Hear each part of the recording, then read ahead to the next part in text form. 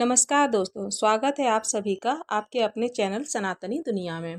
दोस्तों, आज हम बात करने वाले हैं एक ऐसे पवित्र और अत्यंत दुर्लभ महीने की जिसे हिंदू धर्म में बहुत ही खास स्थान दिया गया है। ये महीना है पुरुषोत्तम मास, जिसे अधिक मास भी कहा जाता है। बहुत से लोगों के मन में यह सवाल होता है कि आखिर यह पुरुषोत्तम मास होता क्या है, क्यों आता है, 2026 में यह कब से कब तक रहेगा और इस पूरे महीने में हमें क्या करना चाहिए और किन बातों से बचना चाहिए। आज सभी बातों को विस्तार से समझेंगे, बिल्कुल सरल भाषा में, ताकि आपको पूरी और बिल्कुल सही जानकारी मिल सके। सबसे पहले समझते हैं कि पुरुषोत्तम मास होता क्या है। हमारे हिंदू पंचांग की गणना चंद्रमा की गति के अनुसार होती है, जबकि सूर्य के अनुसार जो गणना होती है वह सौर वर्ष कहलाता है। अब चंद्र वर्ष और सौर वर्ष के बीच लगभग 10 से 11 दिनों का अंतर हर साल बनता रहता है। जब यह अंतर बढ़कर लगभग 1 महीने के बराबर हो जाता है, तब इस अंतर को संतुलित करने के लिए एक अतिरिक्त महीना जोड़ा जाता है। इसी अतिरिक्त महीने को अधिक मास या फिर पुरुषोत्तम मास कहा जाता है। अब सवाल ये आता है कि इसे पुरुषोत्तम मास क्यों कहा जाता है। शास्त्रों के अनुसार जब यह अधिक मास बना, तब किसी भी देवता ने इसे अपना नाम देने के लिए स्वीकार नहीं किया। तब यह महीना भगवान विष्णु के पास गया।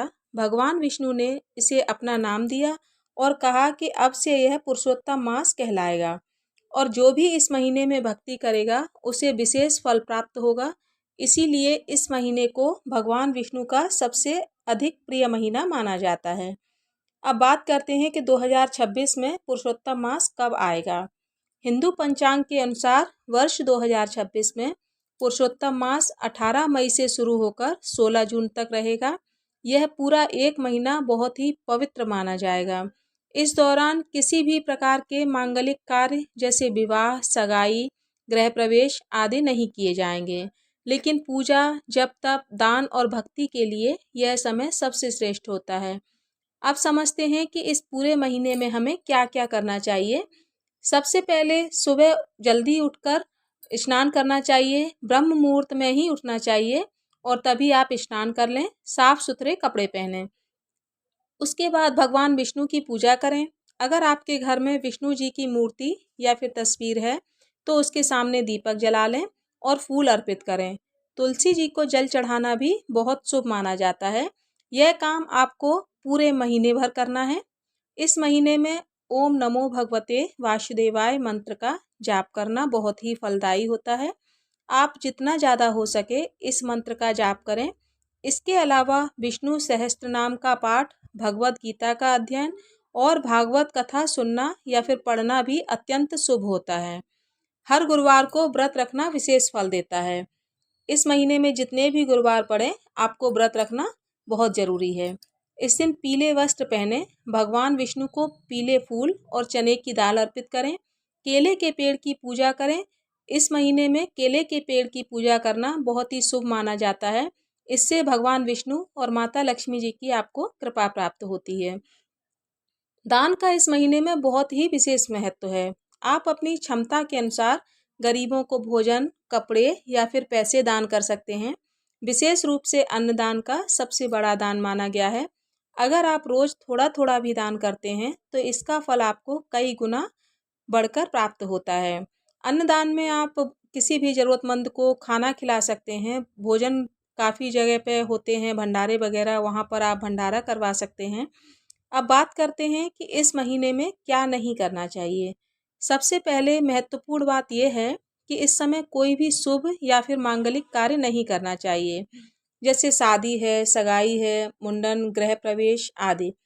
इन कार्यों को इस महीने के बाद करना ही शुभ माना जाता है। इसके अलावा इस महीने में मांस, शराब, तामसिक भोजन आदि से पूरी तरह से दूर रहना चाहिए। झूठ बोलना, किसी का दिल दुखाना, गुस्सा करना और बेवजह का विवाद करना भी इस महीने में नहीं करना चाहिए। कोशिश करें कि आपका मन शांत हो और सकारात्मक रहे। जितना हो सके आप भक्ति करें और भगवान का भजन करें। इस महीने में ब्रह्मचर्य का पालन करना बहुत ही शुभ माना जाता है। अपने विचारों को शुद्ध रखें और जितना भी हो सके भक्ति में मन लगाएं। मोबाइल, टीवी और बेकार की चीज़ों में समय बर्बाद न करें। इसके बजाय आप भजन, कीर्तन और धार्मिक ग्रंथों में समय बिताएं, क्योंकि ये महीना पूरी तरह से भक्ति और धार्मिक कार्यों के लिए आता है। अब बात करते हैं इस महीने के महत्व की। कहा जाता है कि इस महीने में किए गए अच्छे कर्मों का फल कई गुना बढ़ जाता है। अगर कोई व्यक्ति सच्चे मन से भगवान विष्णु की पूजा करता है तो उसके जीवन के कष्ट धीरे धीरे खत्म होने लगते हैं। आर्थिक समस्याएं, मानसिक तनाव और जीवन की परेशानियां कम होने लगती हैं। पुराणों में भी बताया गया है कि जो भी व्यक्ति इस महीने में व्रत, दान और पूजा करता है उसे मोक्ष की प्राप्ति तक हो सकती है। इसीलिए इस महीने को साधना और आत्म सुधार का सबसे अच्छा समय माना जाता है। अगर आप बहुत बड़े नियम नहीं निभा सकते तो भी छोटी छोटी चीज़ें ज़रूर करें, जैसे रोज़ भगवान का नाम लेना, किसी की मदद करना, बड़ों का सम्मान करना और गलत कामों से दूर रहना। यही इस महीने की असली साधना है। इस महीने में एक और ख़ास बात होती है कि आप अपने पुरानी बुरी आदतों को छोड़ने का संकल्प ले सकते हैं, जैसे गुस्सा कम करना, झूठ बोलना छोड़ना या फिर किसी से मनमुटाव ख़त्म करना। यह समय खुद को बेहतर बनाने का है और ज़्यादा से ज़्यादा भगवान के करीब आने का है, भगवान की भक्ति में मन लगाने का है। अंत में यही कहा जा सकता है कि पुरुषोत्तम मास सिर्फ एक महीना ही नहीं है, बल्कि एक ऐसा मौका है जिसमें आप अपने जीवन को सुधारने का, अपने मन को शांत करने का और भगवान के करीब आने का सही उपयोग कर सकते हैं। तो यह आपके जीवन में सकारात्मक बदलाव ला सकता है। तो दोस्तों, इस बार 2026 के पुरुषोत्तम मास को यूं ही मत जाने दीजिए। इसे पूरी श्रद्धा और विश्वास के साथ अपनाइए और देखिए कैसे आपके जीवन में सुख, शांति और समृद्धि आने लगती है। दोस्तों, उम्मीद करती हूँ आपको वीडियो ज़रूर पसंद आई होगी। वीडियो अगर अच्छी लगे तो वीडियो को लाइक करें, चैनल को सब्सक्राइब करें और कमेंट बॉक्स में बताएं कि आपको अगली वीडियो किस टॉपिक पर चाहिए। जय श्री हरि विष्णु।